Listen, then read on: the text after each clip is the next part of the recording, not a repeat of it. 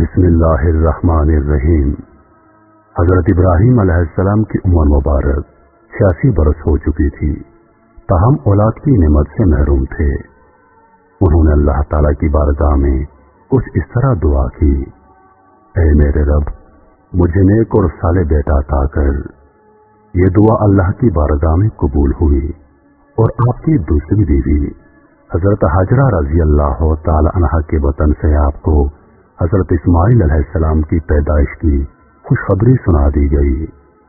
عبرانی زبان میں اسماعیل کا تلفظ شمائل ہے۔ شما کے معنی ہے سن اور ایل اللہ کے مترادف ہے۔ کیونکہ اولاد کے لیے آپ علیہ السلام کی دعا سن لی گئی تھی، اس لیے آپ کا نام اسماعیل رکھا گیا۔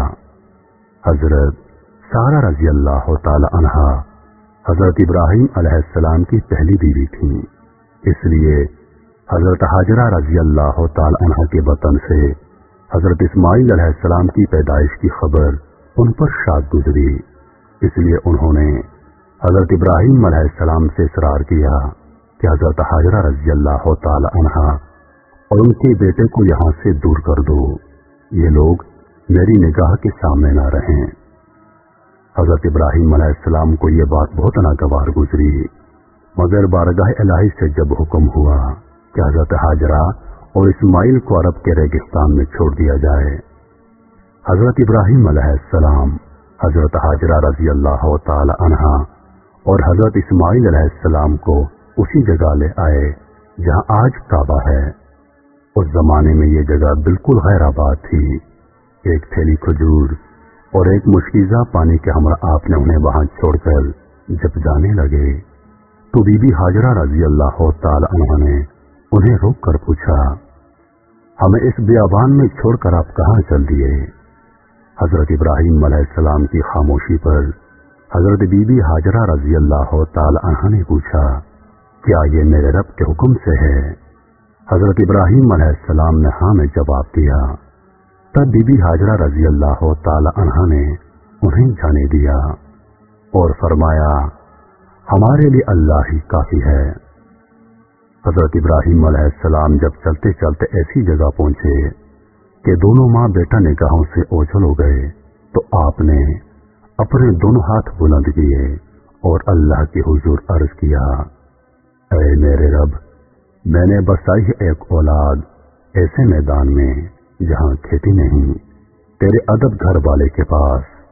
اے رب، ہمیں عطا قائم رکھ رب۔ اے رب، بعض لوگوں کے دل چھپتے ان کی طرف اور ان کو روزی عطا فرما اپنے فضل سے تاکہ یہ شکر کریں۔ حضرت حاجرہ رضی اللہ تعالی عنہ چند روز تک مشکیزے سے پانی پیتی رہیں اور کھجوروں سے گزارا کرتی رہیں اور حضرت اسماعیل علیہ السلام کو دودھ پلاتی رہیں۔ جب پانی اور کھجوریں ختم ہو گئیں تب وہ پریشان ہو گئیں، کیونکہ وہ خود بھوکی تھیں، اس لیے دودھ بھی نہ اترتا تھا اور بچے نے بھوک اور پیاس سے رونا شروع کر دیا تھا۔ بچے کی بے چینی دیکھ کر حضرت حاجرہ رضی اللہ تعالی عنہ نے پانی کی تلاش شروع کر دی اور وہ صفا پہاڑی پر چڑھی کہ شاید کوئی اللہ کا بندہ نظر آ جائے یا کہیں سے پانی مل جائے، مگر کچھ نظر نہ آیا۔ پھر وہ واپس وادی میں آ گئیں اور پھر وہ دوسری پہاڑی مربع پر چڑھی کہ کہیں پانی نظر آ جائے۔ اس طرح آپ نے 7 چکر لگائے۔ مامتا کا یہ جذبہ اللہ تعالیٰ کی بارگاہ میں اس قدر مقبول ہوا کہ بیت اللہ کی زیارت کے لیے آنے والے ہر فرد پر اللہ تعالیٰ نے اسے لازم قرار دے دیا کہ حضرت حاجرہ رضی اللہ تعالی عنہ کی سنت کی پیروی کرتے ہوئے صفا اور مروہ کے پہاڑوں کی سعی کرے۔ اس جستجو پر مشتمل عمل کی مقبولیت کا ایک اشارہ یہ بھی تھا کہ 7ویں چکر میں حضرت حاجرہ رضی اللہ تعالی عنہ جب بچے کے پاس واپس آئیں تو دیکھا کہ جس جگہ حضرت اسماعیل علیہ السلام روتے ہوئے چڑیاں رگڑ رہے تھے وہاں سے پانی کا چشمہ جاری ہو گیا ہے اور یہ چشمہ آج بھی موجود ہے اور ہم لوگ اسے آب زمزم کے نام سے جانتے ہیں۔ ہزاروں سال گزرنے کے باوجود چشمے کا پانی اسی طرح جاری ہے۔ اللہ تعالیٰ نے اس میں مخلوق کے لیے شفا رکھی ہے۔ حضرت حاجرہ رضی اللہ تعالی عنہ یہ معجزہ دیکھ کر بہت خوش ہوئی اور اللہ تعالیٰ کا شکر ادا کیا۔ اس کے بعد آپ نے بچے کو پانی پلایا اور خود بھی اسے مستفید ہوئی۔ اسی وقت اللہ تعالیٰ کی طرف سے ایک فرشتہ نازل ہوا اور ان کی طرف سے وعید سنائی، اے ہاجرہ، آپ خوفزدہ نہ ہوں اور نہ ہی غمگین ہوں، کیونکہ اللہ تعالیٰ آپ کو اور اس بچے کو ضائع نہیں ہونے دے گا، کیونکہ یہ اللہ کا گھر یعنی مقام بیت اللہ ہے جسے اس بچے اور اس کے باپ نے تعمیر کرنا ہے۔ کچھ عرصے کے بعد بنو جرا نامی ایک قبیلہ پانی کی فراوانی دیکھ کر حضرت ہاجرہ رضی اللہ تعالی عنہ کی اجازت سے یہاں آ کر آباد ہو گیا۔ حضرت اسماعیل علیہ السلام کا بچپن اسی قبیلے کے افراد کے درمیان گزرا۔ ابھی حضرت اسماعیل علیہ السلام بچے ہی تھے کہ حضرت ابراہیم علیہ السلام نے خواب میں دیکھا کہ حضرت ابراہیم علیہ السلام اپنے لخت جگر کو اللہ کی راہ میں قربان کر رہے ہیں۔ آپ علیہ السلام نے مسلسل 3 راتیں ایک ہی طرح کا خواب دیکھا، لہذا آپ کو یقین ہو گیا کہ یہ خواب یقیناً اللہ تعالیٰ کی طرف سے ہی ہے، اور آپ علیہ السلام نے اللہ تعالیٰ کے حکم کی تعمیل کا ارادہ فرمایا اور اپنا تمام خواب اپنے بیٹے کو سنایا، اور پھر حضرت اسماعیل علیہ السلام سے پوچھا، میرے بیٹے، میں تجھے اپنے خواب کے پیش نظر اللہ کی راہ میں قربان کرنا چاہتا ہوں، بتا تیری کیا رائے ہے؟ اس پر حضرت اسماعیل علیہ السلام نے انتہائی تحمل کے ساتھ فرمایا، بابا جان، آپ اللہ کے نبی اور ان کے برگزیدہ بندوں میں سے ہیں، آپ بے فکر ہو کر اللہ کے حکم کی تعمیر کریں، انشاءاللہ آپ مجھے انتہائی صبر والا پائیں گے۔ چنانچہ یہ دونوں اللہ کے بندے حکم خدابندی کے لیے گھر سے نکل کھڑے ہوئے۔ روایات میں آتا ہے کہ ابلیس نے انہیں ناکام بنانے کے لیے کئی طریقے اپنائے۔ سب سے پہلے وہ بی بی ہاجرہ رضی اللہ تعالی عنہ کے پاس پہنچا اور انہیں بتایا کہ حضرت ابراہیم علیہ السلام اپنے بیٹے کو اللہ کی راہ میں قربان کرنے چل پڑے ہیں۔ اس پر بی بی ہاجرہ رضی اللہ تعالی عنہ نے فرمایا، اسماعیل ہماری اکلوتی اولاد ہے، ابراہیم ایسا نہیں کر سکتے۔ پھر ابلیس نے کہا وہ اللہ کے حکم کے مطابق کر رہے ہیں۔ اس پر بی بی ہاجرہ نے فرمایا، اگر یہ میرے خالق کی رضا ہے تو میں اس پر راضی ہوں۔ جب یہاں ابلیس کے سارے وار ناکام ہو گئے تو اس نے حضرت ابراہیم علیہ السلام کو اکسانے کا ارادہ کیا اور ان کے دل میں باپ کی شفقت کو ابھارنے لگا اور کہا، اے ابراہیم، اسماعیل آپ کی اکلوتی اولاد ہے، آپ عمر رسیدہ ہیں اور انہی سے آپ کی نسل ہے کہ آپ کیا کرنے جا رہے ہیں؟ اس پر حضرت ابراہیم علیہ السلام نے جواب دیا، مجھے میرا بیٹا اللہ نے دیا ہے اور یہ میرے پاس اللہ کی امانت ہے، میں اللہ کے حکم پر راضی ہوں، وہ جیسے چاہے حکم دے، ہم اس کے تابع اور فرما بردار ہیں۔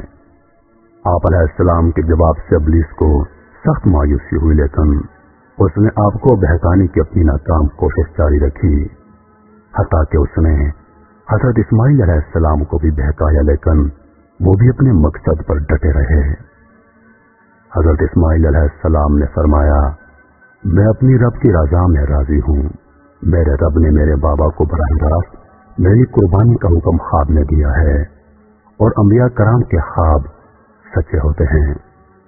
کہا جاتا ہے کہ ابلیس نے انہیں 3 مرتبہ قربان گاہ جانے کی راہ میں حائل ہونے کی کوشش کی، اور تینوں مرتبہ حضرت اسماعیل علیہ السلام اور حضرت ابراہیم علیہ السلام نے ان پر کنکر برسائے اور اسے کامیاب نہ ہونے دیا۔ یہی وہ سنت ہے جسے ہر سال حجاج کرام دہراتے ہیں، اور یہ سنت رمی کہلاتی ہے۔ بالآخر دونوں باپ بیٹا وادی منا میں پہنچے، جہاں اسماعیل علیہ السلام کو سوا کرنا تھا۔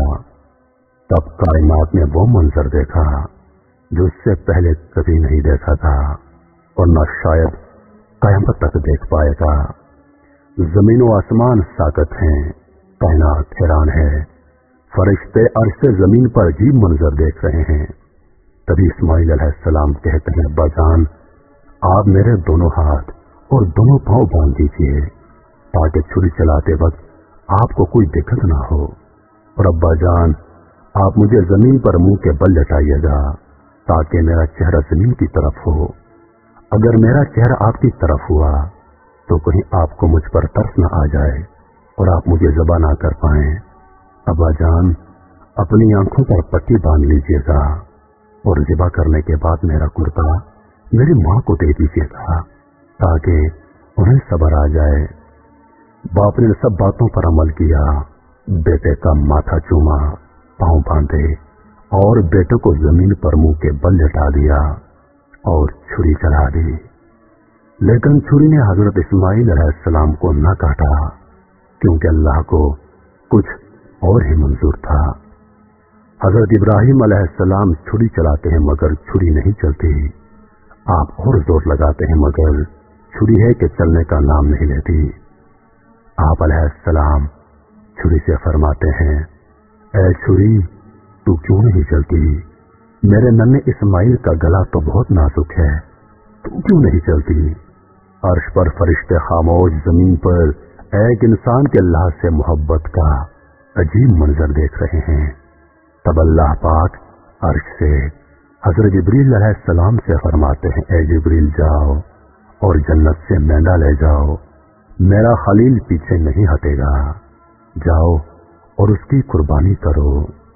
تب حضرت جبریل علیہ السلام جنت سے مینڈا لے جاتے ہیں اور حضرت اسماعیل علیہ السلام کو چھری کے نیچے سے ہٹایا اور مینڈا رکھ دیا.